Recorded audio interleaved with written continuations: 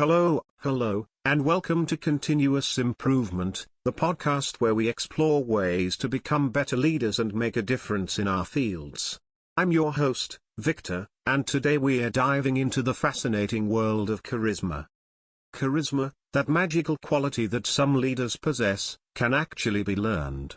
That's right, even if you weren't born with a natural charisma, you can develop the skills to become a charismatic leader.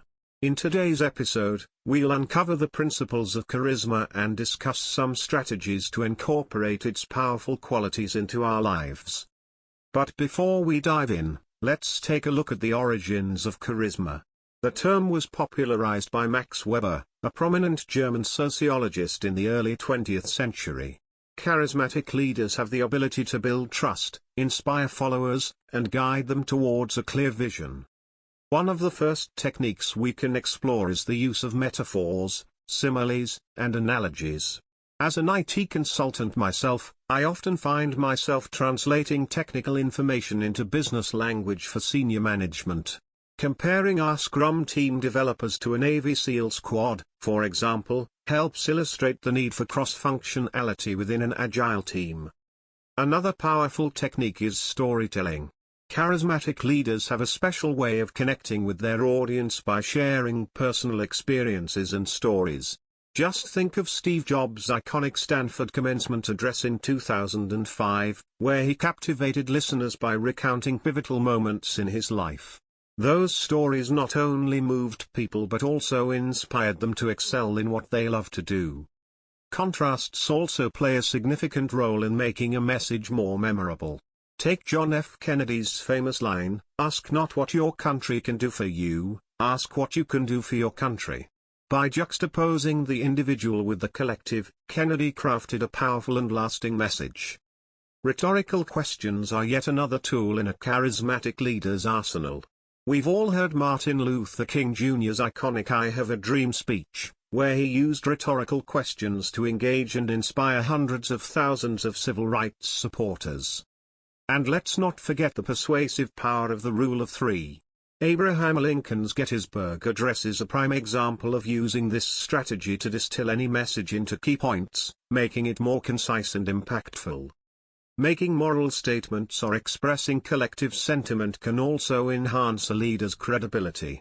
These expressions reveal the leader's character, convincing the audience to follow in their footsteps. Additionally, setting high aspirations and displaying passion can further motivate followers. This passion stems from genuinely believing in the vision and having faith in the team. When leaders lead with conviction, their charisma shines through. Now, while we've focused on verbal techniques so far, we shouldn't overlook the power of nonverbal cues. Animated speech, facial expressions, and gestures can amplify a message's impact, making it more accessible to the audience. Of course, not all nonverbal cues work for everyone, but they can be valuable tools when used appropriately. As with any skill, practice makes perfect.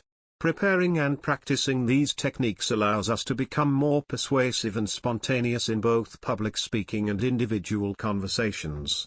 By narrowing the charisma gap, we can build stronger emotional connections with our team members and earn their respect. Personally, I've been implementing these techniques in my role as a team leader in my IT consulting firm. Recently, we embarked on a complex project involving a mobile app for a Hong Kong airline. Through the mastery of skills that go beyond public speaking, I've been able to forge stronger bonds with my team members and deliver more impactful presentations. So, let go of the notion that charisma is a talent reserved for a lucky few. Break that fallacy. Through training and practice, we can all become more charismatic leaders. And who knows, you might just surprise yourself with the influential impact you can have. That's it for today's episode of Continuous Improvement. I hope you found these insights on charisma helpful, and I encourage you to explore these techniques further in your own leadership journey.